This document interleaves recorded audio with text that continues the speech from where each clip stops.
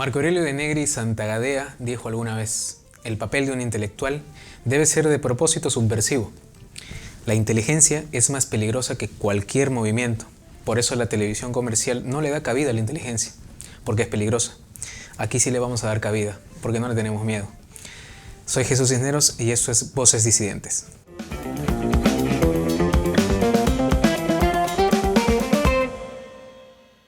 El día de hoy nos acompaña un gran intelectual, sanmarquino él, con estudios en lenguaje y literatura en dicha universidad, el profesor Luis Mamani Castillo. ¿Cómo está, profesor? Buenas noches. Muy bien, Jesús. ¿Qué tal? Qué gusto. El día de hoy vamos a conversar sobre diversos temas referidos al lenguaje y sobre una pregunta principal, ¿no? ¿Cómo hablamos los peruanos? ¿Nos consideramos floreros? ¿Hablamos correctamente? ¿Por qué decimos algunas lisuras? ¿No? Y varias preguntas vamos a resolverlas aquí el día de hoy. Profesor, ¿cree que en un país que tiene más de 50 lenguas originarias y un sinnúmero, seguramente, de dialectos, ¿se habla bien? ¿Se habla correctamente? En realidad hablar del término correcto o incorrecto, de lo que está bien o lo que está mal, me parece que sería bastante ambiguo, ¿no? Nuestra realidad es una realidad diversa, múltiple, con dialectos, tú lo has mencionado, ¿no? Dialectos tanto en la costa, en la sierra, en la selva. Tomemos en cuenta que el 87% de habitantes habla castellano y tenemos un gran porcentaje de lenguas, tú lo has mencionado, sobre todo en la zona de la Amazonía. Entonces, hablar de qué es correcto o qué es incorrecto sería cometer un error. Exacto. Ahora, hablar de cómo hablamos los peruanos resultaría bastante también complicado, ¿no? Podríamos decir cómo habla el arequipeño, cómo habla el piurano, o cómo habla de repente el ribereño, o cómo habla el de la costa, ¿no? Entonces, en ese sentido, yo podría decir que hablamos de lo correcto cuando hablamos de lo formal, que exige un habla que de repente respete las normas de concordancia, las normas sintácticas, pero hablar de lo correcto o lo incorrecto me parece que no sería dable. Y en un país como el nuestro, en el que tenemos tantas formas de expresarnos, resulta bastante difícil, ¿no? Tener también en presencia en el país tantas culturas, ¿no? Tantos dialectos. Es un poco difícil hablar de una sola forma de un castellano o de un idioma en este caso, ¿no? Muchas veces decir las cosas sin tapujos, sin rodeos, sin floro, como se pueda decir actualmente, se puede confundir con ser ofensivo, ¿no? Decir la verdad tiene esa connotación. ¿Y a qué se debe esto? O sea, ¿se debe a que el peruano no le gusta la verdad o tiene algunas limitaciones por las cuales bueno, no conoce? En sentido bastante general, pienso que nosotros somos bastante floreros, ¿no? Por ejemplo, si vamos al mercado y nos detenemos a observar una prenda, nos ofrecen la prenda y nosotros ¿qué decimos? No le decimos, no me agrada, ¿no? Porque eso, como tú dices, de repente sería demasiado directo. Exacto. No, voy a dar una vuelta, ya regreso, ¿no? Ya vengo, ya. O un ratito, ¿no? O no tengo sencillo, ¿no? La clásica del no tengo sencillo. Voy a cambiar, ¿no? Voy Claro. a sacar plata de la gente. Sí, ya ¿no? regreso, ya. Sí, voy a dar una vueltita, ¿no? Es la clásica del peruano. Pero sí, le damos bastante vueltas. Y cuando tenemos una respuesta cortante, una respuesta tajante, se puede malinterpretar, ¿no? Me dice, oye, ¿y qué tal? No.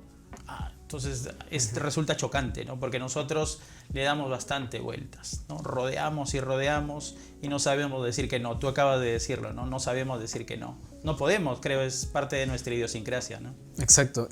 Bueno, me ha pasado un montón de veces que en la calle pues te ofrecen, ¿no? Ciertos productos, ciertas prendas y uno a veces quisiera comprar, te atrae, pero o no tienes plata o no te convence, ¿no? Entonces se recurre a esta forma de mecer la conversación para no herir de repente los sentimientos y indudablemente creo que el peruano no sabe decir que no, pero también tiene limitaciones, ¿no? A estas limitaciones corresponde una respuesta que son de repente las frases coloquiales que utilizamos, los peruanismos más precisamente.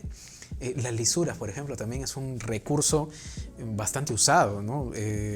Hoy averigüé de que el peruano aproximadamente usa 150 lisuras por día, ¿no? Es impresionante. Respecto a tu pregunta, ¿no? Primero, recuerdo lo del arte del mecer, ¿no?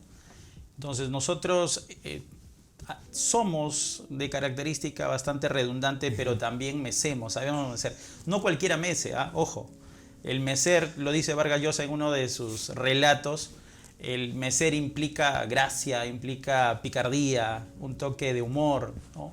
Y al final, por ejemplo, si le debes a alguien, le dices, no, no eres directo, y de repente no le dices, no tengo dinero para pagarte, ¿no? Sino que le dices, no, mañana te pago, me olvidé, pero no, sí, estoy juntando. O de repente llegamos a darle tantas vueltas a esto porque sabemos mecer, es parte de nuestro peruanismo, ¿no? Cabe decir que hay que tener también habilidad para poder hacer la conversación, sí, ¿no? Porque no cualquiera puede, de alguna manera, creo que los peruanos, por las ramas, ¿no? Los peruanos tenemos esa habilidad, ¿no? La habilidad de mecer, que tiene que ver con que no podemos decir las cosas directamente. Ahora, algo que me llama la atención en tu pregunta es acerca de las lisuras, ¿no? Somos lisurientos, tenemos la lisura a flor de piel, y tenemos muchas lisuras, pero lisuras que han sido documentadas incluso por Marco Aurelio de Negri, sí, y Marta Hildebrand, ¿no? Yo recuerdo mucho el candelejón que menciona Marta Hildebrand, o la explicación de Marco Aurelio en algunas oportunidades, sí, acerca de por qué mentamos la madre, ¿no? Y que me parece que es el insulto más grave también, ¿no? Concuerdo con Marco Aurelio. Yo podría decirte que el peruano utiliza las expresiones porque son expresiones anímicas. Las lisuras son estados de ánimo, son interjecciones.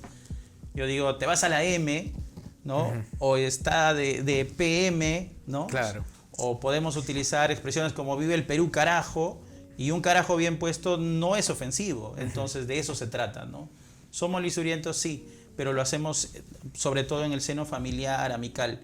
No creo que cuando tú conozcas a alguien utilices directamente estos términos. Depende de la familiaridad y relación que tengas, ¿no? Tenemos este apego por utilizar lo que decían los latinos, verba sórdida, ¿no? Sí. Esta manera de expresarnos con pequeñas palabras, ¿no? A veces compuestas, pero que tienen cierta creatividad, ¿no? Y el peruano es muy creativo. Y que nosotros las acortamos, ¿ah? Claro. Oya peón, no decimos, ¿no? Oya peón, claro, ¿no?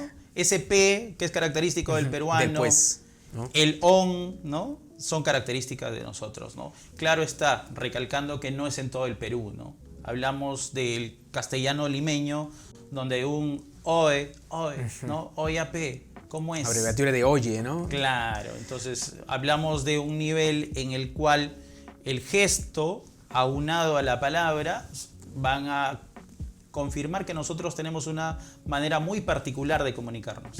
Y hay mucha gente que de repente no tiene conocimiento, pero la palabra carajo tiene muchísimos años, alrededor de 1000 años de antigüedad. Es cierto. 1000 años de antigüedad. La palabra cojudo, ¿no? Por ejemplo. El colludo, ¿no? El colludo, claro, que se refería a los carneros, ¿no? A los carneros colludos, a los cojones en este caso, ¿no? A aquel animal, carnero, ¿no? Que no se le había capado. Exacto. Claro. O sea, se refería a eso, ¿no? Y hay mucha gente que lo utiliza todos los días, pero no sabe de dónde viene ni cuándo lo aprendió, sino que lo escucha de pequeño y ya se le queda, ¿no? Claro. Y es una manera bastante usada aquí en el Perú, ¿no? Esa economía del lenguaje a lo que se refería, por ejemplo, Marta Hildebrand, ¿está de acuerdo con ella cuando dice, por ejemplo, de que el uso es el amo del lenguaje? O sea, nosotros podemos determinar qué palabra se va a usar y qué palabra se va a aceptar, en este caso, por la Real Academia. Marta Hildebrand tenía una crítica acerca de los puristas, ¿no? Ella decía que incluso aquellos que consideran que son los más estudiosos o más aventajados en el lenguaje, o los más expertos, los más peritos, la erudición no es garantía del uso correcto del lenguaje. Entonces, el ser purista podría llevarnos a cometer un error, ¿no? Yo recuerdo haber visto alguna de sus entrevistas o leído algunos de sus artículos donde hablaba de, por ejemplo, el vaso de agua, ¿no? Que muchos dicen, no es vaso de agua, es vaso con agua. Pero en realidad, si nosotros entendemos, entonces ella decía, ¿no? Yo tendría que pedir, pásame una jarra con agua, con limonada, y eso es algo absurdo, decía. Ahora, respecto al uso, yo pienso que a veces del uso se pasa al abuso. La Real Academia de la Lengua ha terminado por aceptar palabras como tobaya, que a mí me parece bastante absurdo que alguien no pueda pronunciar toalla y que se termine aceptando toballa. Octubre, por ejemplo, sin la C, ¿no? Es una cosa impresionante. Claro. No, hay otra, almóndiga. Uy. Eso sí me pareció Terrible. demasiado ya, almóndiga, o sea, no podemos pronunciar albóndiga y decimos almóndiga, y como el uso es el amo, termina por imponerse, ¿no? Se ha visto esto en la academia. En los últimos años se ha visto que el uso se ha ido priorizando y al final terminamos con términos como whisky, escrito con G y con diéresis. Y diéresis, es impresionante. Es terrible, la verdad, Pero ahí tengo un detalle, utilizar, ¿no? yo pienso que eso es válido. Desde el punto de vista de que un extranjerismo pasa al castellano y se adapta, ¿no? Pero resulta chocante, ¿no? Ver whisky Chocante con G bastante. es bastante chocante, ¿no? Y no fue, por ejemplo, aceptaron sándwich, ¿no? Tuvieron que escribirlo pues con G, ¿no? Con la che también. Pero no se aceptó, por ejemplo, whisky, ¿no? Cuando la Real Academia puso whisky con G, con ud, con diéresis, por 20 años fue un hazme reír, ¿no? Esa palabra, ¿no? Ha sido terrible. Ya que hablamos de la Real Academia, ¿no? Mira, esta es una institución que referenciamos un poco. Se fundó en 1713 con real cédula durante el reinado de Felipe V. Así es. Y tenemos más de 3 siglos con este organismo encargado de vigilar el uso adecuado de la lengua, pero ha ido cambiando a través del tiempo, ¿no? Las restricciones. Tomemos en cuenta que tenemos hasta la fecha 23 diccionarios. La 23ª edición, que se publicó en el año 2014, tuvo varios cambios, ¿no? Cambios como, por ejemplo, los que estamos mencionando, incluir palabras extranjeras que se han adaptado. A esto se le llama préstamos. Pero además de eso, han pasado a publicar un diccionario de arcaísmos. Ahora, yo comparaba cómo la Real Academia ha cambiado, ¿no? Porque como anécdota está el rechazo que tuvo la Real Academia a la propuesta de Ricardo Palma, por ejemplo. Ricardo Palma tiene la propuesta en el año de 1892 y eleva una serie de peruanismos que eran parte de su trabajo lexicográfico, y la Real Academia los rechaza. Y los rechaza porque considera que estos términos no eran adecuados. Entonces mira cómo ha ido cambiando y ahora se acepta toballa. Eso ya me parece absurdo. Darnos la idea de que se rechazó a Ricardo Palma y que ahora se acepta pues la palabra octubre o toballa, ¿no? Es inaudito, ¿no? Inaudito. ¿A qué se debe, por ejemplo, que los países, en su mayoría hispanoparlantes, usen demasiadas lisuras? Se debe, por ejemplo, al territorio. ¿Por qué, por ejemplo, nosotros consideramos que somos un país lisuriento? Pero en Argentina también se hablan bastante lisuras, en España también. O sea, ¿por qué en estos países pasa esto, ¿no? ¿Por qué no pasa, por ejemplo, en los países angloparlantes, por ejemplo? Hay un detalle con esto, mira, Jesús. Lo que sucede es que las lisuras, al ser estados anímicos o interjecciones, al manifestar un estado de ánimo, están tanto en los países donde son demasiado directos para hablar. En Argentina son bastante directos, ¿no? Y en España también, a diferencia del Perú. Entonces en el Perú la lisura toma un matiz distinto, más cálido. Entonces nuestra lisura acá, ¿no? Es una lisura más cálida.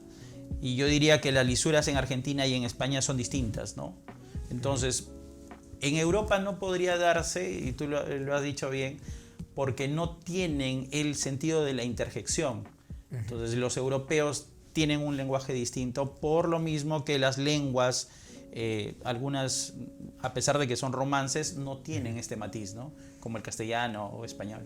Y en estos países europeos o de otros lados del mundo, por ejemplo, no se tiene en cuenta la principalidad de la economía del lenguaje. Acá le encanta mucho al peruano reducir lo que podría ser una frase bien expresada en un par de palabras que la verdad es que es impresionante, ¿no? Hablas de la economía del lenguaje y me remito a la jerga, ¿no? Vamos a hablar de la jerga.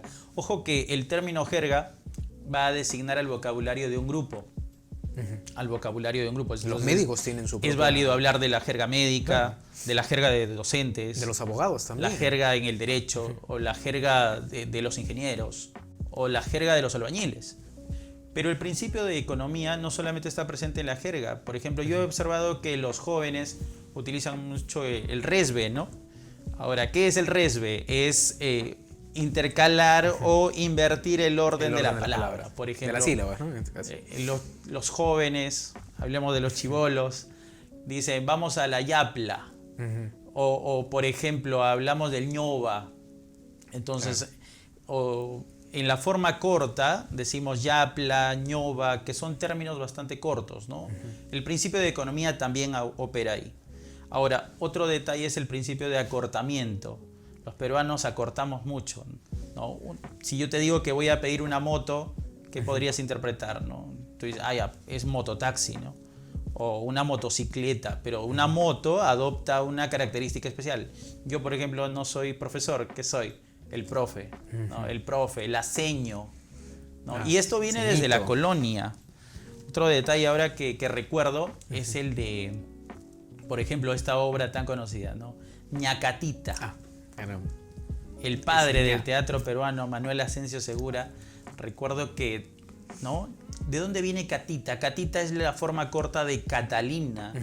Y Catita es la forma corta que se originó en Arequipa y luego pasó a la obra, y el ña, que es doña, ¿no? Es la forma corta de doña, ¿no? Entonces la obra es Ñacatita, ¿no? Entonces es un ejemplo literario para matizar entre el nivel subestándar de lo que estábamos hablando y el nivel literario, ¿no? También existe la forma corta. No, pero estamos hablando también de la época del costumbrismo peruano, que fue también bastante atractivo con Manuel Asensio Segura y Felipe Pardo y Aliaga, ¿no? Con sus frutos de la educación también, gran obra también que... Y el viaje del niño Goyito, pues, ¿no? Que es también un símbolo. Imprescindible también, ¿no? Linda época. Marco Aurelio de Negri, profesor, en alguna oportunidad dijo de que el peruano usa las lisuras por dos razones. Cuando no podemos hablar, ¿no? Nos sale una lisura porque queremos expresar algo que de repente en la situación, una situación de alegría, por ejemplo, ¿no? Decir un carajo bien puesto, no vive el Perú carajo, ¿no? O cuando se está molesto, por ejemplo, no carajo, ¿no? Para que no se haga algo que se está haciendo mal. La otra razón es cuando no queremos. ¿Cuál es la que prima actualmente, o al menos en los últimos años? Cuando no podemos hablar, ¿decimos una lisura o simplemente porque no queremos? Yo pienso que cuando no podemos hablar. El principio de economía me lleva al enunciado corto, ¿no? Entonces yo pienso que el primer argumento es el válido, ¿no? Desde mi perspectiva, o lo que yo he podido observar, ¿no? Cuando no podemos hablar, utilizamos esa expresión, ¿no? Y lo vivo a diario, porque a veces estamos ahí, no sabemos, se derrama la leche, por ejemplo, y tú estás ahí, sal, y te sale una M, ¿no? Sal M, ¿no? En vez de decirle de repente, permiso, cuidado, te vas a quemar, no, tengan cuidado, retírense, no, sal M, ¿no? Y resulta bastante jocoso, ¿no? Sí. Entonces a eso se debe, ¿no? Hay una característica también que en la RAE, por ejemplo, o en España, ¿no? Se acepta, por ejemplo, la mentada de madre, ¿no? Pero en la Real Academia, en el diccionario de la Real Academia, se acepta, ¿no? La palabra CTM, ¿no? Para abreviarlo, por así decirlo, pero solamente en una connotación, cuando se va a ser ofensivo, ¿no? O en una connotación despreciativa. Pero acá, por ejemplo, decir un puta madre, ¿no? Tiene varias connotaciones, ¿no? De alegría, de tristeza, de sorpresa, de amargura. Eso tiene que ver con lo que nosotros podemos vivir día a día en cuanto a la cultura. Sí, efectivamente. Sí. Ahí viene, por ejemplo, lo de la diversidad cultural, ¿no? Mira, cuando hablamos de un peruanismo, nos vamos a referir a una palabra que se gesta en el Perú, que nace en el Perú, pero también vamos a referirnos a un peruanismo cuando utilizamos un término con otra acepción u otro significado aquí en el Perú. Entonces, como bien mencionas, ¿no? Hay términos que de repente se utilizan o están referenciados en el diccionario como solamente ofensivos, pero que acá nosotros le otorgamos otro matiz. Somos creativos para esas cosas. Es la productividad del lenguaje, ¿no? Entonces nosotros creamos significados. Algunos ejemplos, ¿no? En la carrera he tenido que presentar algunos ejemplos. Puede decirlo con total libertad, estamos A en ver. televisión digital. Por ejemplo, el adjetivo sereno, que luego se relaciona con el sustantivo sereno, que es propio solo del Perú. Entonces aquí digamos, el policía municipal es el sereno, el vigilante, ¿no? Entonces el término sereno se utilizaba en España para designar al policía de noche. Pero nosotros acá lo utilizamos para designar al policía de día y al policía municipal, por ejemplo, ¿no? Otro término que ha sufrido cambio, por ejemplo, cachaco. Para referirse al militar. Para referirse al o al militar. soldado en este caso, ¿no? Sí, el término cachaco era utilizado también en Colombia, pero con otro significado, ¿no? Aquí en el Perú, cachaco pues es una manera despectiva de llamar a un militar, ¿no? Entonces dice, ahí viene el cachaco, ¿no? El cachaquito, ¿no? Porque entramos también en los diminutivos, porque el peruano utiliza demasiados diminutivos. El hermanito, el causita, Ceñito. ¿no? Ceñito, ¿cómo está? O sea, ¿para qué? O sea, ¿por qué utiliza el diminutivo el peruano? ¿Para mecer? ¿Es parte de esta acción de mecer la conversación o tiene otra connotación? Si hablamos en un sentido pragmático, el utilizar diminutivos o aumentativos, que son propios del castellano peruano, tienen una función, la función de la cortesía o la función de la atenuación. Te explico. Si, por ejemplo, decimos es una mujercita, utilizamos el diminutivo en término despectivo. Yo veo acá tu librito. ¿Qué interpretas si te digo tu librito? Burla. Claro, está utilizado en un sentido despectivo. Pero ¿qué sucede si yo digo, por ejemplo, señor, me da mi yapita? Ceñito, en la mañana tomo mi emoliente, ¿no? En la esquina, bueno, cuando podíamos. ¿Cómo podía? Cuando podíamos, cuando en era otras épocas. relativamente seguro. Y le decía, ceñito, mi yapita. Y entonces ahí el cariño, ¿no? Un favor. Ya no eres, si yo te digo cholo, de repente te ofendes, pero si te digo cholito, oh, cholito, ¿cómo estás? ¿No? Es un tratamiento más amical. Entonces tiene que ver con eso, ¿no? Te quiero, cholita, por ejemplo, también lo he visto que lo utilizan bastante para referir cariño, ¿no? O para expresar cariño. Sí. Pero hay personas que aún tienen esta mala impresión, ¿no? de molestarse cuando le dicen cholo o cholito, ¿no? O sea, Eso tiene que ver con el complejo que tiene el peruano. el peruano es muy acomplejado. Yo considero que el peruano es bastante acomplejado. Somos acomplejados. No hablemos del peruano, nosotros somos peruanos. Claro. Somos bastante acomplejados. Porque en principio, ya lo mencionamos, rodeamos demasiado, pero también invisibilizamos, ¿no? No queremos que nos vean, nos agachamos. Y eso tiene que ver con que es nuestra naturaleza, ¿no? Somos muy cucufatos, no decimos las cosas de frente, ¿no? Entonces, por ejemplo, ahí dice hospedaje, ¿no? Y le pones hospedaje, pero tú quisiste decir que había un hostal, ¿no? Y es muy complicado poner, un hospedaje como que va a atenuar, ¿no? ¿Qué es un hostal? No, un hostal en el barrio. Entonces hablamos de atenuar los términos, ¿no? De alguna manera referirnos a lo que nos conviene, ¿no? Contar, de repente puede primar, por ejemplo, el chisme en esa acepción o en esa oración, por ejemplo, del hostal, ¿no? Siempre relacionado a una actividad, pues, sexual, ¿no? Por así decirlo, ¿no? Siempre va a haber esa relación, ¿no? Yo les preguntaba a mis estudiantes, las diferencias semánticas. Esta semana justo tuve una clase con mis estudiantes de tercero y les decía, ¿no? Chicos, tengo 3 palabras: hostal, hospedaje y alojamiento. Entonces, interpretemos. Si yo te digo hostal, ¿en qué piensas? Y los chicos ya te imaginarás, ¿no? Empezaron ahí a escribir términos relacionados a la connotación sexual, ¿no? Y si digo hospedaje o alojamiento, profe, ahí cambia, dicen, ¿no? Porque el alojamiento ya me lleva a pensar en turistas, ¿no? Entonces nosotros creamos asociaciones semánticas. Entonces vinculamos términos porque los asociamos al contexto en el que vivimos, ¿no? Como tú bien mencionas, decir hostal me lleva a pensar en relaciones sexuales, ¿no? Hospedaje no.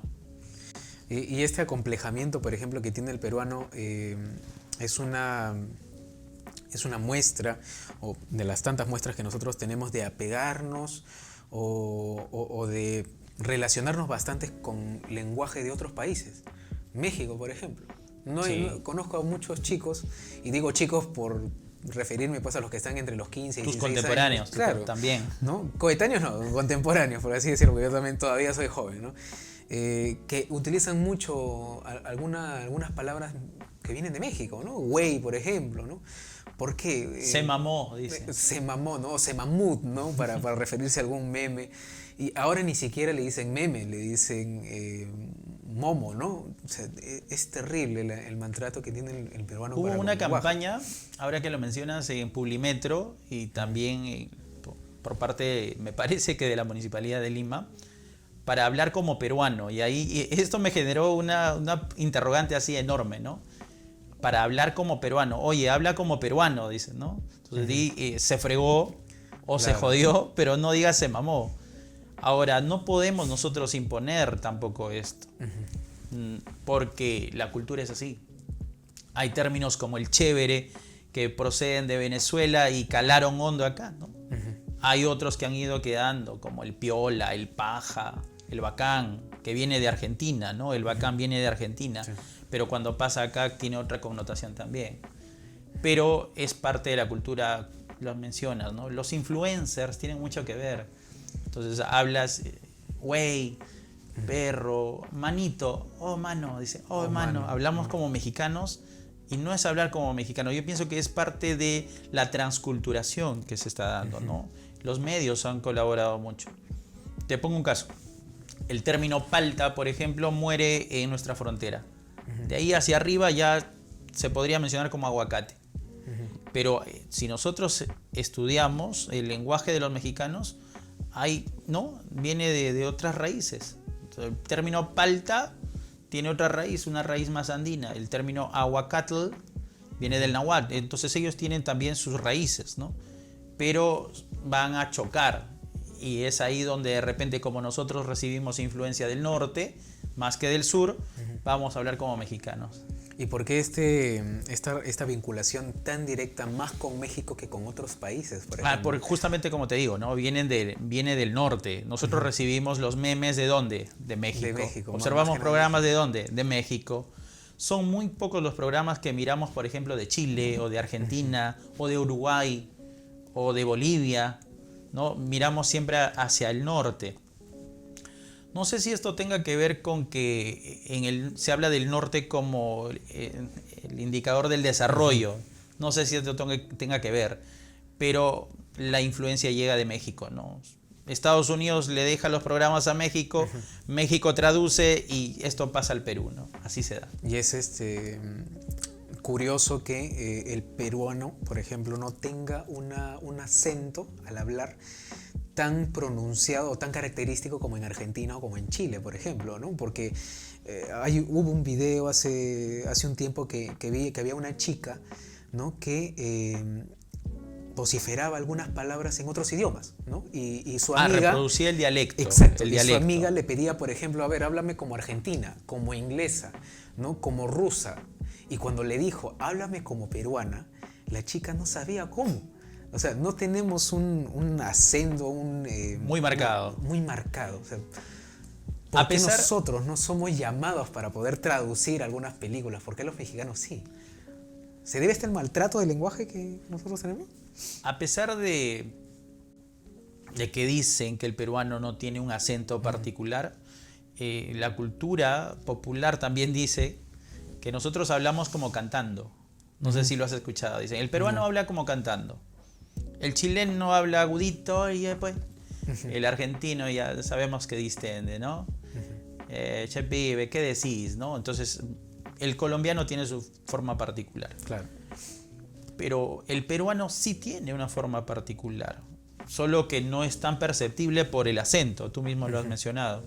Ahora, hay dos características del castellano peruano, por ejemplo, de Lima, que sí podrían ser parte de estas características que mencionamos, ¿no? Por ejemplo, el ceseo. Nosotros ceseamos mucho. O sea, no utilizamos la interdental, la Z. Decimos como los españoles. Zapato, sibilante, ¿no? O de repente decimos arroz con pollo, con Y. Suena como si se escribiera con Y. Incluso genera problemas en nuestros estudiantes. Sí. Dice pollo y el chico escribe pollo con Y. Y en realidad tendríamos que decir pollo, ¿no? Pero nos cuesta. O sea, el yeísmo, que es este fenómeno, y el otro es el ceseo, ¿no? Que son característicos del peruano. Hace un rato mencionó, por ejemplo, a estos personajes, estas personas que tienen una cantidad de seguidores importante, que son llamados influencers, ¿no? O si lo traducimos, Los youtubers, si lo traducimos sería pues los influenciadores, ¿no? Pero es más canchero, por así decirlo, decir influencers, ¿no? Llevarlo al anglicanismo. Ahora, estos influencers realmente tienen una importancia, pero magnánima, Sí, ¿no? O sea, pero no se ha tomado en cuenta, por ejemplo, que los influencers actualmente están creando un contenido realmente muy pobre, ¿no? Por ejemplo, hace poco me sorprendía, por ejemplo, que había una chica que en las redes sociales publicaba que había encontrado una aplicación por internet que le decía cómo hacer un buen desayuno, ¿no? Cómo arreglar bien tu cama. O sea, los quehaceres del hogar, encontrándolos en una aplicación. ¿Cómo freír un huevo? Claro, encontrándolos en una aplicación, ¿no? Ya no es la madre, ya no es el padre, ya no es por aprendizaje propio. Ahora es por una aplicación. O sea, cada vez, te diré, Jesús, ¿no? cada vez se piensa menos. Y queremos que las máquinas resuelvan nuestros problemas, ¿no? Oye Siri, ¿qué día es hoy? ¿No? O sea, llegamos a eso, ¿no? Oye Siri, dime la ubicación, ¿no? Entonces, la pereza mental, algo que he observado y ahora que lo mencionas, acerca de los influencers, ¿no? Y los tutoriales también, porque uno encuentra tutoriales desde cómo abrir mi cuaderno hasta cómo preparar una bomba. Esto tiene que ver con que en internet a veces no hay un filtro, ¿no? Es una crítica que se hace, ¿no? No hay un filtro a la información. Entonces ahí me toca de repente, me toca mi vena de educador, y yo te diría que nosotros tenemos que enseñarles a los estudiantes a filtrar la información, ¿no? Y a saber elegir qué influencers o qué influencer podría ser beneficioso en su formación.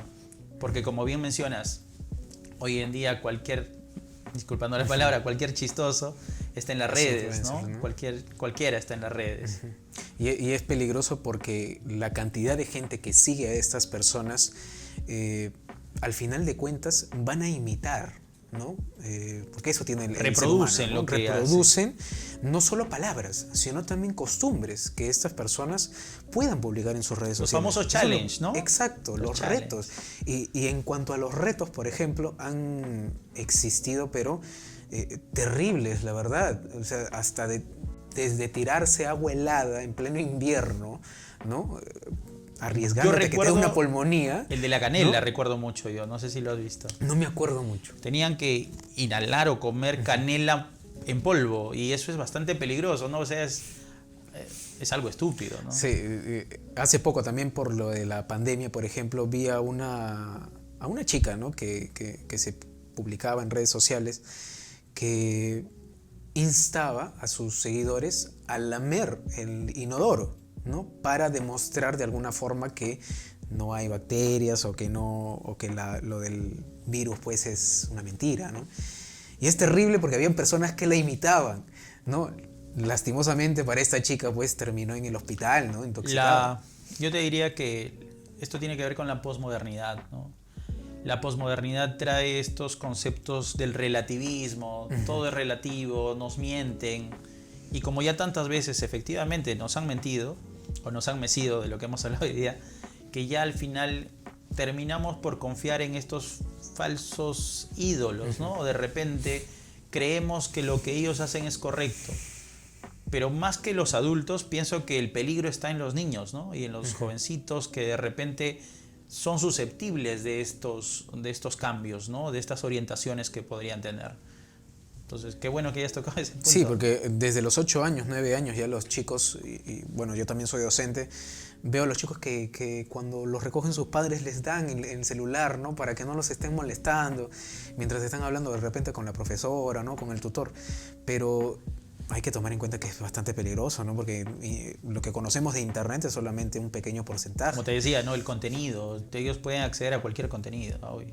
Sí, y lo peligroso es que no hay de repente políticas claras que nos ayuden a filtrar la información, como usted menciona, y a delimitar, ¿no? Qué es lo bueno y qué es lo malo. Eso es lo peligroso del Internet. Y estos llamados influencers o personas que tienen bastantes seguidores y que son llamados a hacer cosas útiles, ¿no?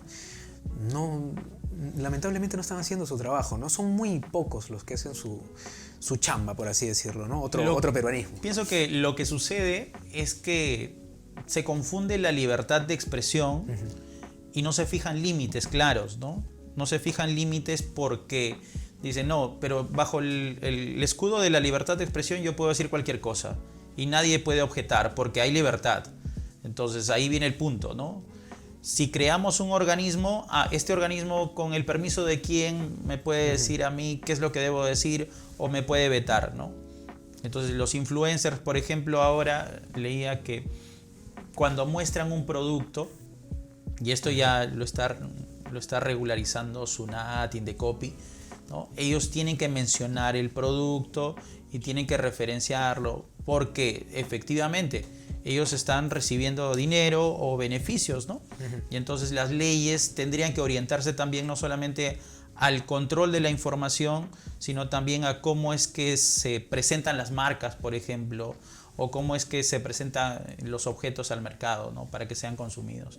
Porque hay manipulación, ¿no? Hay manipulación. Y últimamente, por ejemplo, escucho mucho a la gente que dice que está de lado, de alguna manera, de estos influencers. ¿Por qué? Porque les otorga cierto momento de entretenimiento, ¿no? O sea, ya no se detienen a delimitar, ya no tienen tiempo para delimitar qué es lo bueno, qué es lo malo. Mientras les arranque una sonrisa, ¿no? Y les dé un momento de felicidad, que no está mal en realidad, pero que de alguna manera también hay que tener conocimientos y saber, ¿no? qué tipo de información se nos está brindando, ¿no? Sí, efectivamente. Y estas personas que tienen, por ejemplo, muchos seguidores, que tienen también equipos, ¿no?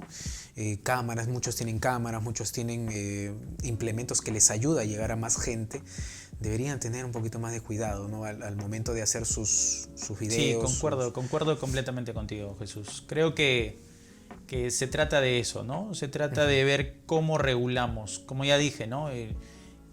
La libertad de expresión nos lleva a pensar que cualquiera puede hablar cualquier cosa, y no es así. Deberíamos utilizar de manera correcta la tecnología, ¿no? Y no para solamente entretenimiento, ¿no? Son cuestiones ya que tienen que ver con ética, ¿no?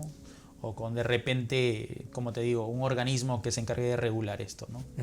Y se podría, por ejemplo, remontar a la época de las calculadoras, por ejemplo, cuando ante una operación pues larga, ¿no? y extensa, nosotros podremos utilizar la calculadora, pero ese tiempo que nosotros ganamos, ¿no? Usando la calculadora, nos debería dar la oportunidad de pensar en cosas más grandes, ¿no? O más importantes. El problema es que ni siquiera pensamos en cosas más grandes que esa, ¿no? Porque bien podríamos utilizar ese tiempo que hemos ahorrado o que nos ahorran las máquinas actualmente en cosas más importantes, pero ni siquiera tenemos esa predisposición a pensar en cosas, ¿no? más que son más relevantes para nuestra vida, ¿no? O sea, ya hay una especie de flojera para todo, en realidad. Yo lo llamaría pereza, ¿no? Es más que flojera, es la pereza mental, ¿no? Incluso ahora que mencionas lo de las máquinas o lo de los sistemas. Por ejemplo, cuando alguien comenta en Facebook, ¿no? Y por ahí alguien coloca el por 2, por 3, por 4 y así se forma una cadena. Eso quiere decir, yo pienso como tú, ¿no? Pero no quiero escribir todo, así que claro, mejor le pongo por 2. Y eso refleja también que en las exposiciones, como docente te cuento, en las exposiciones participa el primer integrante del grupo, por ejemplo, y el compañero que lo sucede dice, como ya dijo mi compañero, Bueno, coincido con lo que dice mi compañero y no añade más. O sea, y tiene que ver con lo que dices, con la pereza, ¿no? Y como se diría, profesor, por dos, ya lo dijo todo, ¿no? Y no solo sucede en el colegio, también se da en la universidad. En la universidad, y eso es lo grave, ¿no? Que no estamos despertando el pensamiento crítico. Eso es lo que está pasando. Lo increíble es que hay hasta intelectuales que realmente escriben y hablan. Y copian. Pésimo. Y copian, ¿no? Ese es lo preocupante, ¿no? Porque aparte de no haber tanta investigación como nosotros quisiéramos, ¿no? Para las universidades, por así decirlo, más importantes de este país, no existe ese cuidado, esa meticulosidad de averiguar, ¿no? Claro. De expresarnos mejor y de añadir algo más a lo que se presenta, ¿no? Simplemente con estar de acuerdo, ahí acaba tu participación, ¿no? Y no hay otra cosa en la cual pensar. O sea, nos hemos acostumbrado a pensar en poco o en nada. Ha dicho algo muy cierto, ¿no? No solo los intelectuales, ¿no? Recordemos este pasaje de no es plagio, es copia. Es copia. Y todo cae en un relativismo y al final terminamos, como dices, hablando de lo mismo o no sabemos conceptualizar. Entonces la crítica que se hace también es a eso, ¿no? Un ingeniero, yo considero, y siempre lo he dicho, que un ingeniero tendría que definir qué es la ingeniería, ¿no? Yo recuerdo ese pasaje triste cuando le preguntan a un candidato, oiga, ¿y usted es ingeniero? ¿Y qué es la ingeniería? Y la cháchara no pudo terrible, disfrazar, ¿no? De repente, tenemos que conceptualizar. Eso es algo que tenemos que hacer. Si yo soy educador, tendré que decir qué es la educación. Si tú eres periodista deportivo, tienes que decir a qué se aboca el periodismo deportivo. Si tú eres antropólogo, tienes que definir qué es la antropología, ¿no? O sea, se ha perdido eso, los conceptos, creo yo. Y en el aspecto de César Acuña, porque estamos hablando de él, Bueno, ya hay que decir nombres.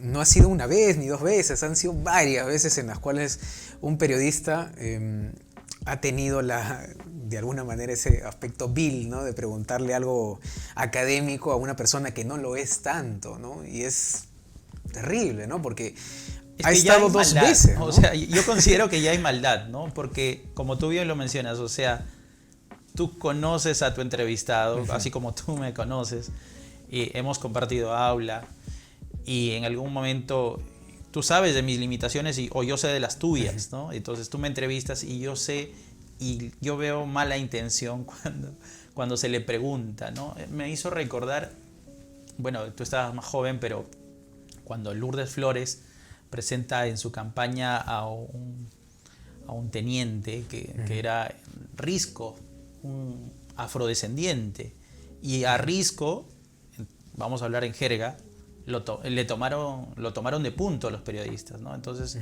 y se maquinaban entrevistas donde querían hacer que Risco caiga, pise el palito y cometa estos errores, ¿no? Entonces me recordó mucho a eso, ¿no? Lo de Acuña, lo de Risco, y que ha venido sucediendo, ¿no? En el lado del periodismo, por ejemplo, hay bastante vileza a la hora de hacer las preguntas, pero no con un sentido de alguna manera desnudar al político, sino de burlarse, ¿no? Que al final de cuentas suena un poco hipócrita por parte de los periodistas, porque actualmente son muy pocos los que le dan cierta principalidad a la lectura, ¿no? La lectura se ha convertido en el enemigo, ¿no? Muy superficial. Sí, o sea, no se lee mucho, y son los periodistas, son los llamados a tener una base, ¿no? Académica sólida, ¿no? Amplia, porque eso le va a permitir llegar más al entrevistado o al político en este caso. Lo grave en el caso de César Acuña es que ha querido ser presidente, ¿no? Imagínese ese presidente. Pretendía. ¿No? Y pretende todavía. Pretende todavía, ¿no? Pretende todavía, o sea, ¿a qué abocarnos, no? Estamos llegando a los casi 200 años de república, entre comillas, con Marta Chávez como personaje ilustre del Bicentenario. Qué grave que estamos, ¿no? Me dejaste sin palabras ahí. Entonces, terrible. Cuando hablamos, has mencionado dos aspectos, ¿no?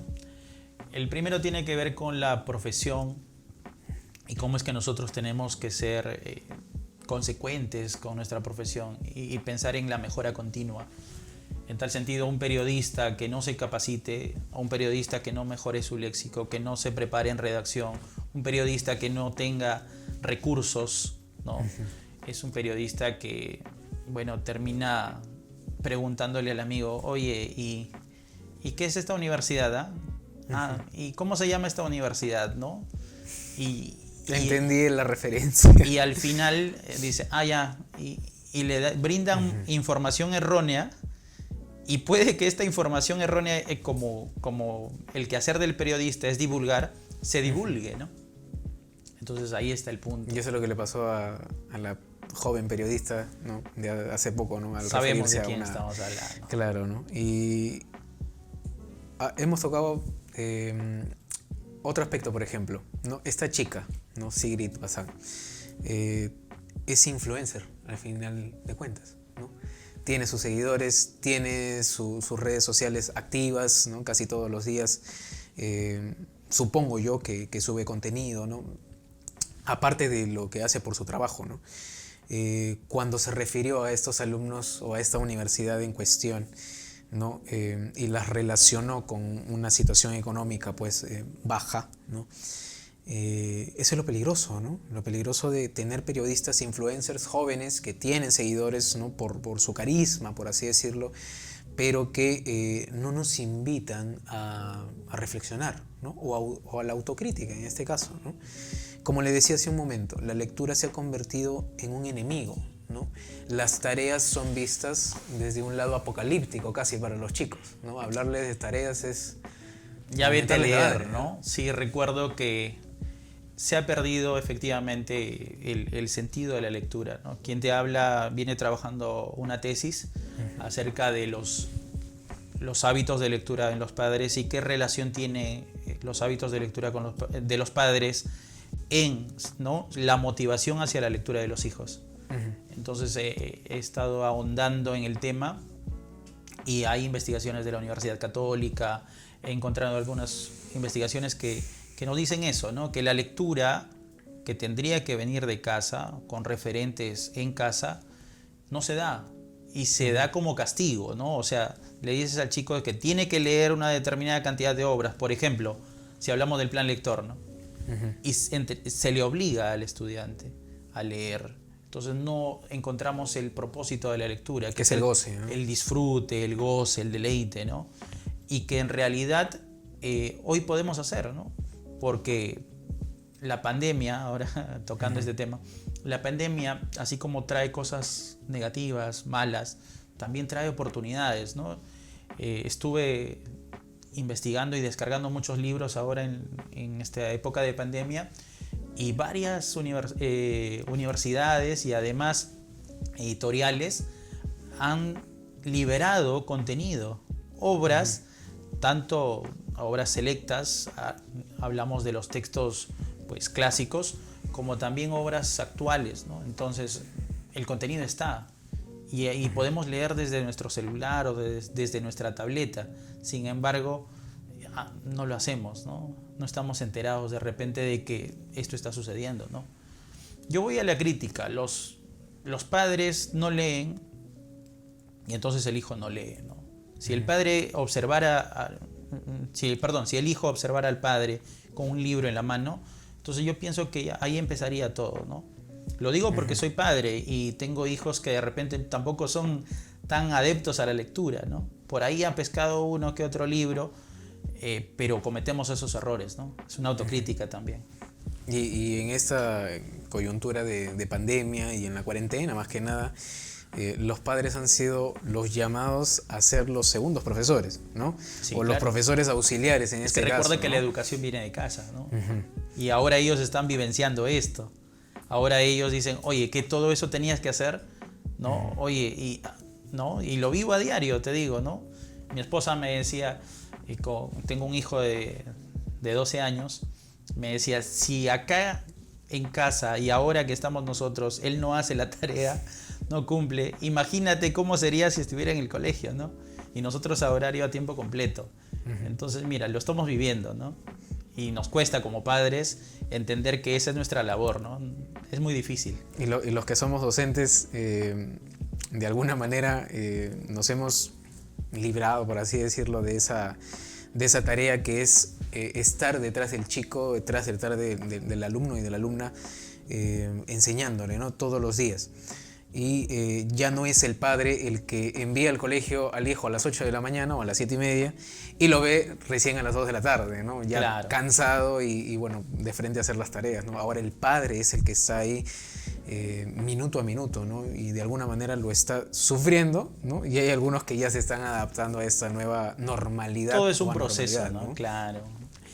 En realidad, hablar del proceso, has tocado un buen punto, ¿no? Estamos hablando ya de temas de educación y hablar del proceso de adaptación de los hijos a las tareas escolares ahora con los padres en casa, también es un reto para ellos, ¿no? Veámoslo desde ese punto de vista, ¿no? O sea, si el padre observa que en la convivencia el hijo necesita de su apoyo, el hijo también observa que tiene al padre al lado, y hay padres que asumen la responsabilidad y están todos los días con el hijo, ¿no? Trabajando, y eso es bueno. Pero también está la contraparte, ¿no? La contraparte es la de, bueno, anda, haz tu tarea y tú te las arreglas, ¿no? O yo no sé de matemáticas, o a mí no me digas, o yo no recuerdo eso. Las ¿no? limitaciones, ¿no? También están las limitaciones, tomemos eso en cuenta, ¿no? No todos los padres recuerdan las materias o las áreas abordadas en la secundaria. Entonces, cuando el niño necesita apoyo, muchas veces recurre al padre y tiene estas respuestas, ¿no? Las ciencias también avanzan, cambian, hay nuevas metodologías, en matemáticas hay nuevos métodos, ¿no? Y lamentablemente no hay una capacitación para padres, ¿no? Las hay para profesores, y eso es, imagínense, para los padres, ¿no? Que están viviendo esta nueva normalidad o anormalidad, como lo han catalogado algunos, ¿no? Con respecto a la escritura, profesor, ¿escribimos bien? ¿Hay un vestigio, ¿no? o muestras de que realmente estamos escribiendo bien? ¿Nos expresamos de manera correcta? Voy a tomar las palabras de mi profesora Esther Espinosa Reategui, profesora sanmarquina con mucha experiencia. Y ella decía que la escritura es un proceso muy complejo, y que de repente es una de las competencias que menos hemos desarrollado. Porque nosotros podemos hablar, en cierto sentido, exponemos, nos relacionamos, ¿no? La capacidad oral está. Pero el escribir conlleva al manejo de reglas ortográficas, al manejo de la sintaxis, al conocimiento de las técnicas para elaborar, por ejemplo, resúmenes, mapas, esquemas, o a las técnicas narrativas. Entonces hablamos de un proceso bastante complejo, ¿no? ¿Escribimos bien? No escribimos bien. Pero hay que decirlo. Pero escribimos más que antes. Y te lo demuestro con el WhatsApp. Escribimos más que antes. O sea, la comunicación escrita se ha visto repotenciada en estos años. Pero la escritura correcta o la escritura formal ha ido decayendo. Claro, tanto así que ahora preferimos, por ejemplo, utilizar emojis para combinarlos, ¿no? Y para suplir de repente estas falencias o carencias que tenemos en la escritura, ¿no? En la escritura, hasta en la escritura tenemos la economía del lenguaje, ¿no? Sí. Ahora, para decir felicitaciones o me alegro mucho por ti, pone un emoticón, ¿no? o una emoji, ¿no? Como se puede decir ahora. Es un nuevo paradigma, ¿no? El de los emojis, que empezó hace tiempo, ¿eh? Con los stickers, los emojis, los emoticonos. Yo recuerdo, y continúa, ¿no? El WhatsApp creo que ha potenciado bastante eso. Pero si en el Perú hablamos mal y escribimos peor, ¿qué esperamos para más adelante? Es una labor gigantesca la que tenemos los profesores, no solo los de comunicación.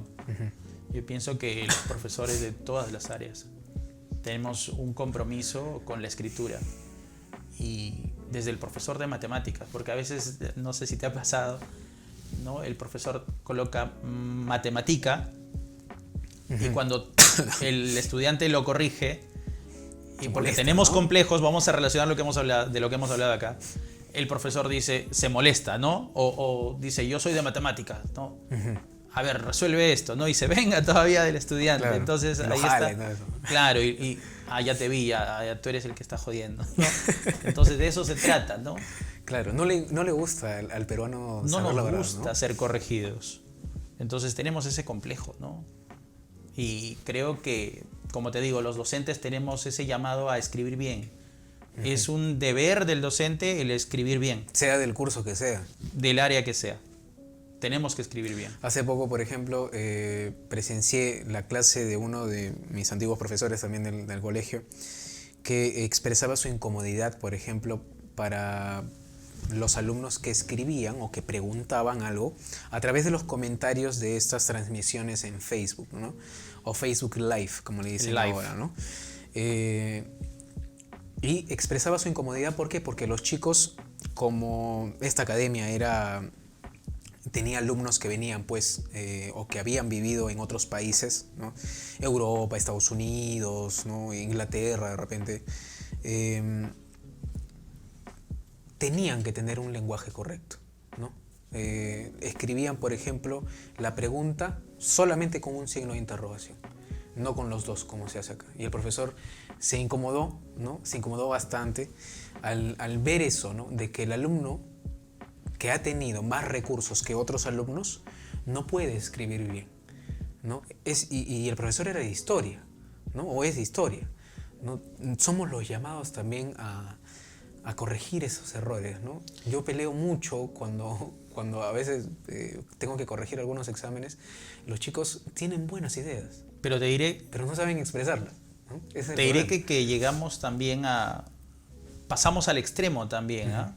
O sea, hablamos de la pedagogía del error y solo revisamos las fallas ortográficas y no observamos el contenido. Entonces, veámoslo desde el otro punto también, ¿no? ¿Qué es lo que vamos a corregir? ¿O corregimos las fallas ortográficas y el contenido? ¿O solo corregimos las fallas, ¿no? Porque el profesor, y hay de estos profesores todavía que le ponen la tilde del tamaño de la hoja, ¿no? Y piensan que eso todavía funciona. Ya no funciona. Entonces, la pedagogía del error ha hecho que pensemos que esto es adecuado y se comete un error. Entonces, nosotros como docentes tenemos que guiar, tenemos que corregir. Tú has utilizado el término corregir, pero que no se vea esto de manera coercitiva, ¿no? De manera obligatoria, porque el estudiante genera resistencia también. Entonces, ¿cómo podemos hacerlo? Hay estrategias, ¿no? Que nosotros tenemos que manejar. Por ejemplo, el profesor de matemáticas tendría que reconocer su error, ¿no? Decir, muy bien, muchachos, ¿quién fue? Te felicito, ¿no? 2 puntos, ¿no? Claro, 1 punto, ¿no? claro, pero y no tener la otra respuesta, ¿no? Que es la de molestarse o enojarse, ¿no? Con El chico la próxima vez ya no le va a decir nada, ¿no? Claro. Y el error va a incurrir no solamente en el alumno, sino también en el profesor. Y todo es una cadena, porque el chico Exacto. se queda callado y luego ya no quiere participar y al final se inhibe y esto pues se Es un genera. error gravísimo Es un de error. parte de los docentes, ¿no? Sí, nosotros tenemos una gran responsabilidad por eso. A los chicos yo, por ejemplo, trato de siempre en historia pedirles opinión sobre cierto hecho histórico, sobre cierto personaje o alguna acción que ha podido tener, ¿no?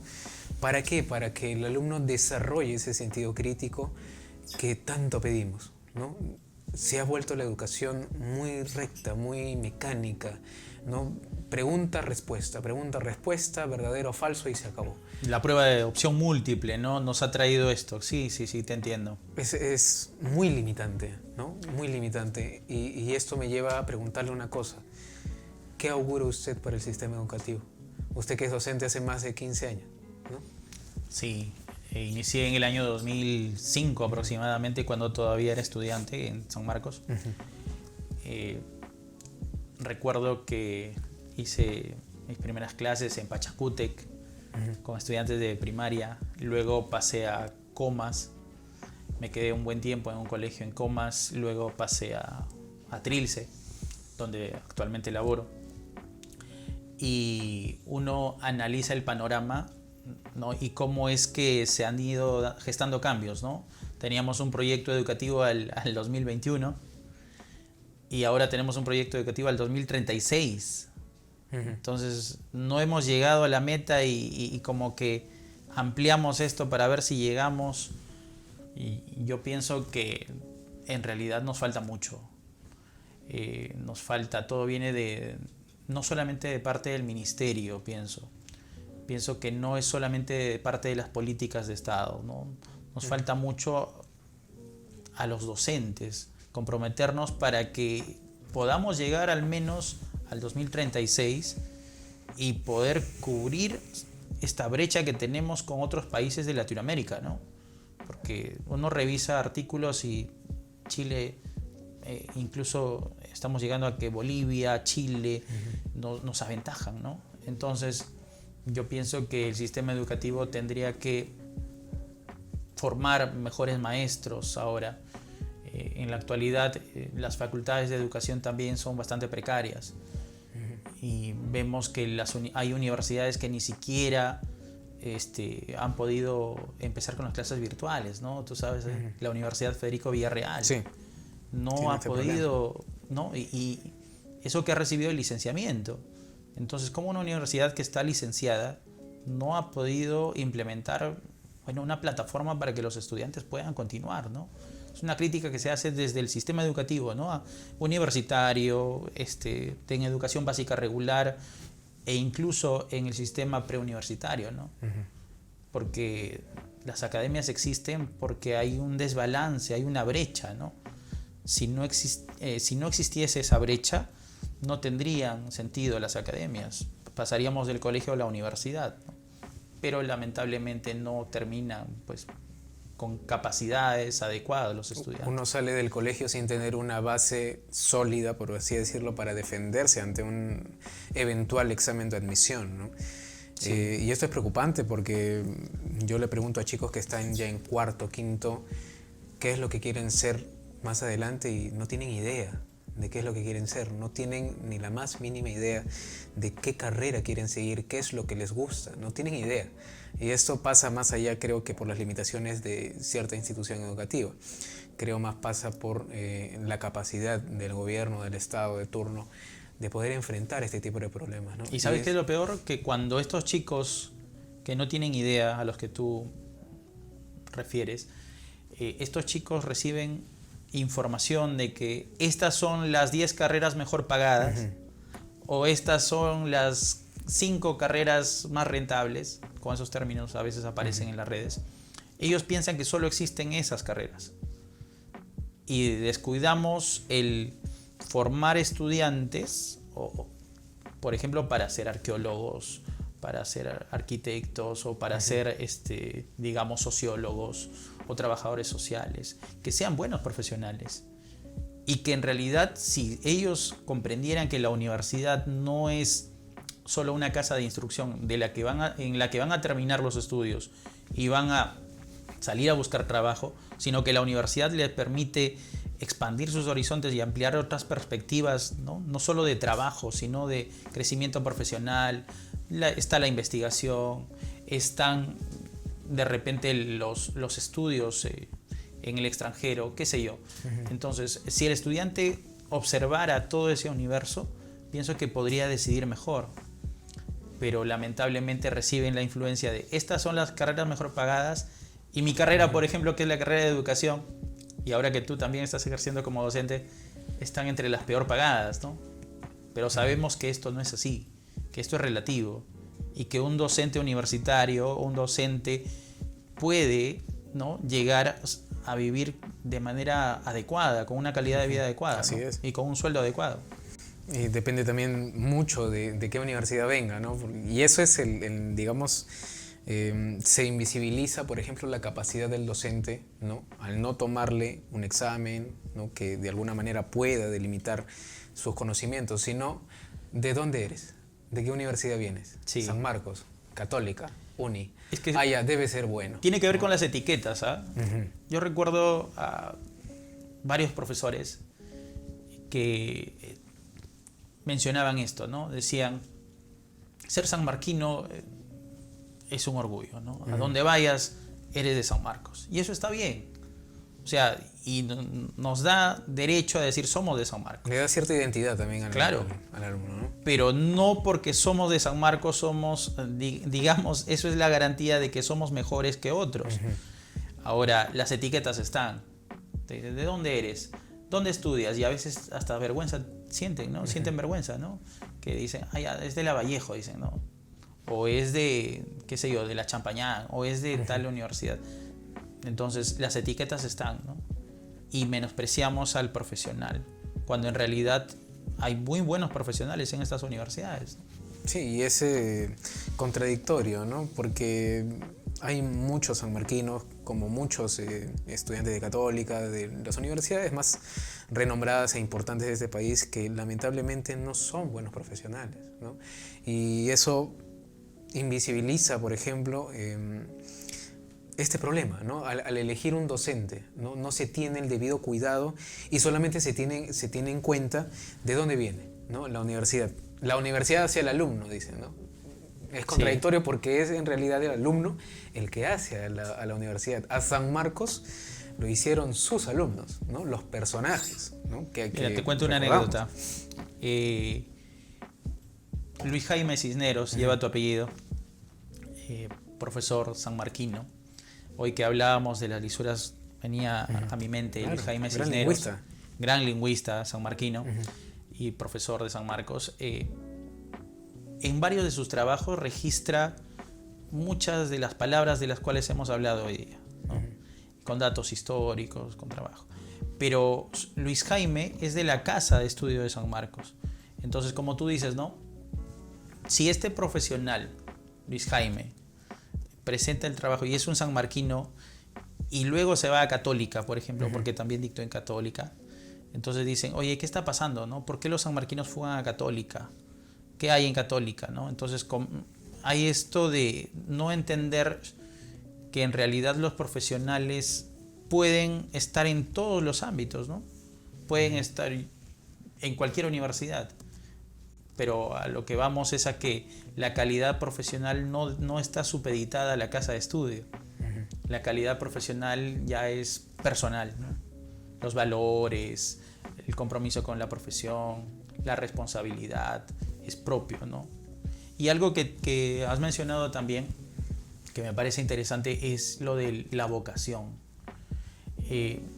Hace un instante, cuando hablabas de tus estudiantes y no saber qué elegir, yo leí un artículo sobre vocación y corrupción. Cómo es que estas dos variables se conjugan, ¿no? La vocación y la corrupción. Si yo persigo mi vocación, me desarrollo profesionalmente, yo amaré lo que, ¿no? Como dicen algunos eslogans por ahí, ama lo que haces, ¿no? Entonces yo amo mi profesión y si yo amo mi profesión, estaré feliz de desarrollarla y por lo tanto la corrupción no entra en ese sistema ético de valores de mi profesión. Pero ¿qué pasa si yo no estudio una carrera que a mí me agrada? Entonces veía que había una relación, porque el que no estudia la carrera por vocación, por lo general tiende a la corrupción, porque no tiene un respeto hacia su carrera, hacia su vocación. Entonces hay una relación entre lo que es la vocación y lo que es la corrupción, ¿no? Si hablamos de corrupción, creo que tenemos muchos ejemplos de personas que han sido muy inteligentes, muy destacadas, pero ya sabemos que ahora están en la base naval, ¿no? El protagonismo en cuanto a términos de corrupción está peleado aquí, ¿no? A veces no son solamente los protagonistas, sino también los extras. Sí, ¿no? hablar de corrupción terrible. Nos llevaría pues 10 programas acá. Sí, sí, pero estoy seguro que va a tener una segunda parte de esto porque tenemos para largo. Hace poco, hace unos meses, iniciando el año, se dio un debate, un pequeño debate en redes sociales, o al menos es lo que se percibió en algunos medios de comunicación, con respecto al himno nacional, por ejemplo. Desde el 2009 que se canta otra estrofa, la sexta estrofa del himno nacional. ¿Se debería volver a la primera? A la estrofa apócrifa, ¿no? Como la han denominado algunos. La del largo tiempo el peruano oprimido. La ominosa cadena arrastró, ¿no? Recuerdo que José de la Torre Ugarte, el autor de la mayoría de estrofas del himno nacional, las 6 estrofas, me parece, y José Bernardo Alcedo en la música, Rosa Merino en la voz. En la voz, ¿no? Presentada en el teatro, me parece que en el Teatro de Lima. Y entonces hablamos de 1821, ¿no? Y a partir de ahí se habla del himno nacional, que muchos consideran que es el segundo himno más bonito del mundo. Más hermoso. Más hermoso. Después de la Marsellesa. Ya, partamos de eso, ¿no? Nuestro himno es un símbolo patrio. Desde ese punto de vista ha ido sufriendo cambios y esta estrofa apócrifa a la que hace referencia no aparece en la letra del autor original, no aparece. Entonces hablamos de una estrofa creada por el pueblo, una estrofa con un autor anónimo donde dice largo tiempo el Perón oprimido, ¿no? La de Cerviz levantó, ¿no? Entonces hablamos de teníamos la cabeza agachada, ¿no? La humillada, ¿no? Cadena arrastró la humillada, la ominosa. Pero por supuesto que arrastramos cadenas hasta ahora. Yo considero que, bueno, tú que eres historiador, recuerdas que, por ejemplo, Arguedas defendió mucho esa estrofa. Sí. Estamos hablando de 1905, 1910. Y recuerdo que incluso se gestó un concurso, el cual ganó José Santos Chocano. Claro, el cantor de América. El cantor de América, autóctono y salvaje. Con Ricardo Palma de jurado. Y Ricardo Palma de jurado, efectivamente. Y recuerdo bien ese pasaje porque es Arguedas el que defiende, ya recordé la fecha más o menos en 1910, defiende esto, ¿no? Y ha ido cambiándose el himno y hasta que llegamos al Dios de Jacob. Que, ¿cómo se da? ¿No? ¿Cómo sí, se da esto? en su cima, y ya sabemos, ¿no? Los Andes, y al final el Dios de Jacob, o Jacob, como dicen los chicos, ¿no? Y yo opino que esa estrofa debería regresar, ¿no? Fue Rafael Rey, me parece, en el gobierno, gobierno de Alan García, efectivamente. Ministro del Interior Rafael Rey y José Chang, de Ministro de Educación. José Chang, el recordado Chang en la cartera de Educación. Sí recuerdo, claro, y justamente se pensaba que era ofensiva, ¿no? Y viene con los complejos, ¿no? Porque Morales Bermúdez, recuerdo que también cambió en el 79. Luego con Belaúnde en el 80 se retoma nuevamente la estrofa apócrifa y mira cómo ha ido cambiándose, ¿no? Creo que los chicos hoy ni siquiera se saben completa la última, ¿no? Que es la sexta estrofa, ¿no? La de Jacob. Entonces yo pienso que todavía tendríamos que aceptar que tenemos cadenas y que estas cadenas de repente ya no tienen que ver con la colonia o con España, con la metrópoli, sino que son otro tipo de cadenas, ¿no? Y que recordemos que es parte de nuestra tradición popular, ¿no?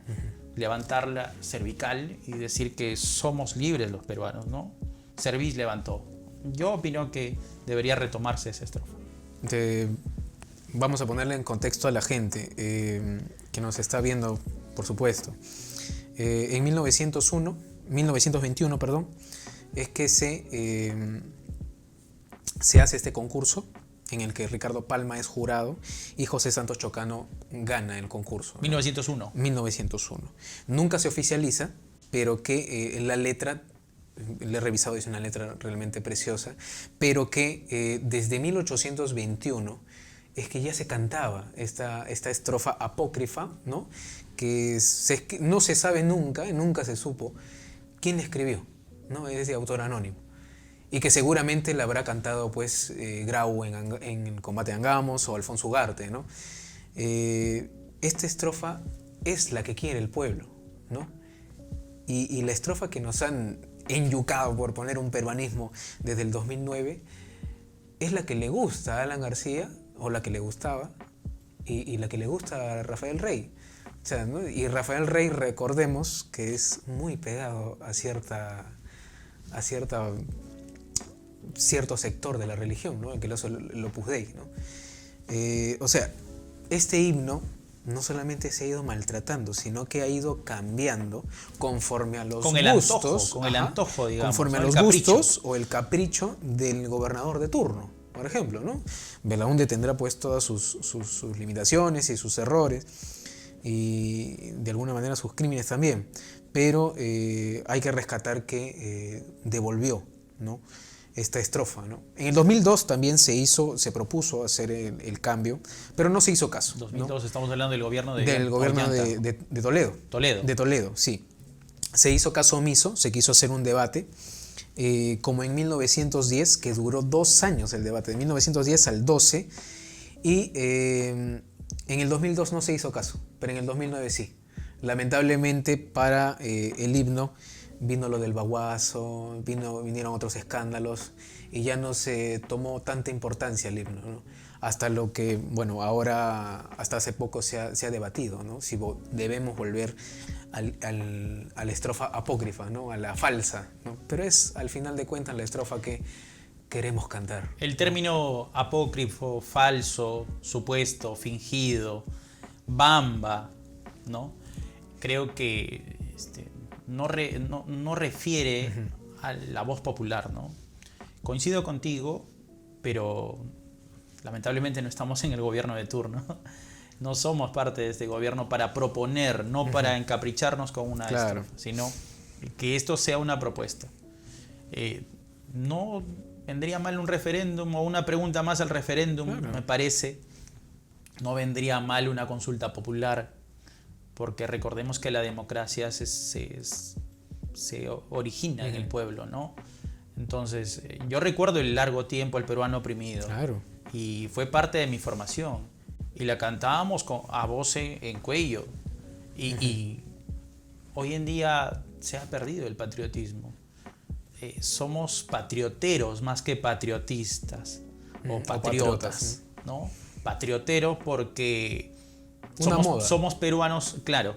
Hace referencias a la moda. Por ejemplo, ¿no? Cuando estuvimos a punto de clasificar al Mundial, o cuando clasificamos al Mundial, todo el mundo vestía la camiseta de Perú. Todo el mundo se y ponía todo el su mundo camiseta. cantaba el himno y todos nos abrazábamos y tu vecino, el cholo, el negro, el chino, todos éramos peruanos, ¿no?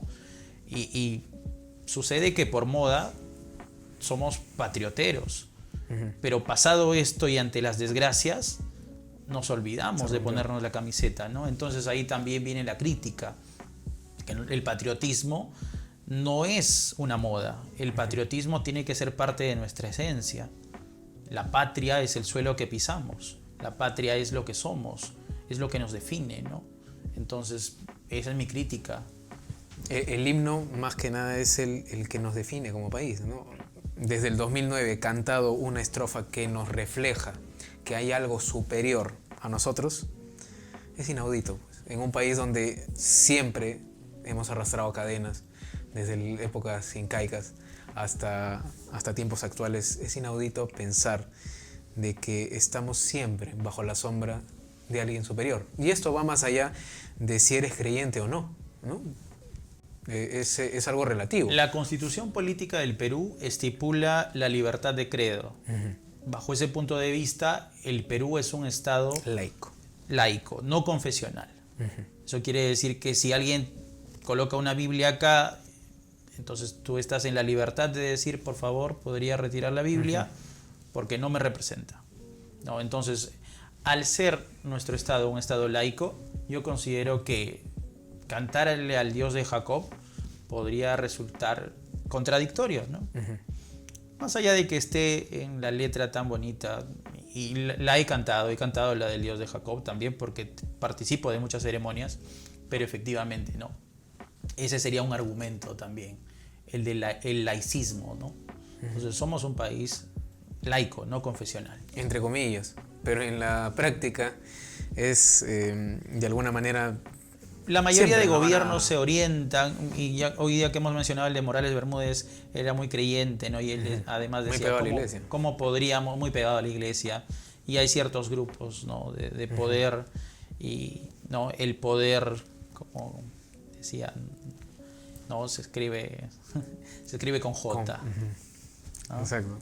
Deberíamos, ¿no? Deberíamos, o al menos el presidente de turno podría añadir, como usted dice, una pregunta más a un referéndum, ¿no? Y preguntar si realmente queremos cantar la... Pero el problema está que factual, no se conoce tampoco, no hay una difusión. ¿Tú conocías que tenemos un himno en San Marcos? Sí, claro. A veces nos lo hacen cantar, ¿no? Pero muchas veces solamente es el himno nacional, ¿no? No es una hipercrítica, pero si le preguntáramos pues a algún estudiante, algún cachimbo, ¿no? De segundo año de repente, ya no cachimbo, si conoce su himno o sabe del himno de San Marcos, no lo conoce. De repente no lo conoce, ¿no? Entonces partamos de ahí, ¿no? Hay una especie de soslayamiento por ahí. Sí. Se puede Yo constituir pienso como que es dejadez. desinterés. O sea, bueno, no tenía el himno, ya, bueno, no. No hay ese vínculo, esa mística que antes se tenía, ¿no? Es una crítica. No hay ese vínculo con la institución, ¿no? Y No. se puede interpretar, la gente puede interpretar como si esto fuera algo banal, pero en realidad no lo es, porque si uno puede analizar o tomarse el tiempo de analizar la letra, realmente nos están moviendo, nos están influenciando a que siempre pensemos o tengamos en cuenta de que hay alguien superior a nosotros. Y eso es totalmente pues Pero contradictorio a lo que eso dice se la relaciona, Constitución, ¿no? lo de la superioridad, me parece que se asocia a que siempre pensamos que, por ejemplo, desde una perspectiva eurocéntrica, se tiene que validar lo que nosotros hacemos. Por ejemplo, ¿no? Hablamos del boom gastronómico. Y decimos, ¿no? Nuestro pisco sour ha sido premiado en Bélgica. O nuestra carapulca ha sido reconocida en Varios países de Europa. qué sé yo, en varios países de Europa.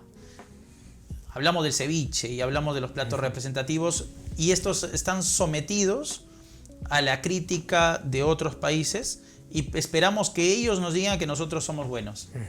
Hace poco de perder un concurso internacional y no recuerdo ahora qué plato nos ganó, la tlayuda, un plato La tlayuda. tlayuda de México al ceviche, ¿no? Pero esperamos que los demás digan que nosotros somos buenos cuando nosotros tenemos que pensar que lo nuestro tiene que ser bueno, ¿no? Eso es lo que tendríamos que pensar. Pensar que tenemos muchos recursos para ser un país realmente viable, un buen país, ¿no? Un proyecto de país sólido, pero sin dejar la autocrítica, ¿no? Sin dejar de también reflexionar sobre qué es lo que estamos haciendo mal. Y eso es lo que nos falta, y vamos a cumplir, como diría César Hildebrand, el Perú es una promesa que va a cumplir 200 años. Y eso es lo triste. Profesor, no quiero que el tiempo me traicione y quisiera invitarlo a hacer un juego rápido, un ping-pong. Yo le planteo una pregunta o un nombre y usted me dice lo primero que se le venga a la mente. Claro. Ok. Perú. Amor. Lenguaje. Complicado. Juventud. Tesoro. San Marcos. Mi casa. Si le hablo, por ejemplo, del fujimorismo. Sin palabras. Sin palabra. Proteico. Engloba muchas cosas. Me dejaste absorto. Política peruana. O política. Reestructuración. Si le hablo, por ejemplo, de un sueño. Nación unida, diría yo. Y de algún miedo. Miedo de continuar en este estado. Ok. Unas palabras finales para quienes nos ven, para quienes esperan que se dé este añorado cambio, ¿no? O al menos un vestigio de que hay personas que se preocupan por un verdadero cambio, o sus alumnos, ¿no? O su familia. Quisiera unas palabras para aquellos que nos están viendo en estos momentos. Sí. Ha sido muy gratificante estar contigo, Jesús. Muchas gracias. De repente los televidentes no saben que tú has sido mi estudiante y es un placer estar aquí sentado y compartir estas ideas contigo, ver que estás surgiendo y sobre todo te felicito por el programa. Gracias. El nombre nos dice mucho, ¿no? La voz disidente, la que no se alinea, la voz que se opone. Es un buen programa, me parece. Te auguro muchos parabienes. Ojalá que continúen así, que sigan los éxitos. Y mi reflexión final sería que aprovechemos esta pandemia, este estado, porque las crisis no solamente desnudan falencias, carencias, las crisis también muestran que el ser humano puede sobreponerse a todas estas dificultades. Entonces yo felicito a los enfermeros, a las enfermeras, a los profesionales de la salud, a los médicos, a las Fuerzas Armadas, a los profesores y a los buenos políticos, porque considero que sí hay muy buenos políticos que están ayudando al prójimo y que quieren que esto pase y que quieren soliviantar o de repente mover esa conciencia de que nosotros tenemos que ayudarnos, ¿no? Porque no somos una sociedad, tenemos que entender que el Perú tendría que ser una comunidad, ¿no? Entonces el hecho de vivir en sociedad hace que veamos al vecino como de manera distante, ¿no? Pero tendríamos que vernos más unidos, más juntos. Entonces te deseo muchos éxitos, que tengas muchos programas más y ojalá que podamos compartir en algún otro momento. Muchas gracias, Jesús. Estoy seguro que sí, profesor. Hay bastante material para poder hacer una parte 2, una parte 3. Ya veremos, depende de los televidentes. Pero bueno, conmigo ha sido hasta aquí, chicos, chicas y demás público. ¿Alguna vez se han imaginado un futuro en el que los libros sean prohibidos, sean quemados, en el que los bomberos no apaguen los incendios, sino que los provoquen? Ray Bradbury insertó una nueva cultura literaria a mediados del siglo pasado. Es uno de los libros más extraordinarios que se han escrito en la historia universal. Fahrenheit 451 nos narra ese futuro apocalíptico en el cual nosotros no quisiéramos vivir nunca, pero que con las cosas que pasamos y a veces criticamos, podríamos estar cerca, pero ojalá que no. Es la recomendación de hoy a cargo de Ray Bradbury, Fahrenheit 451. Conmigo será hasta la próxima vez, chicos. Hasta luego.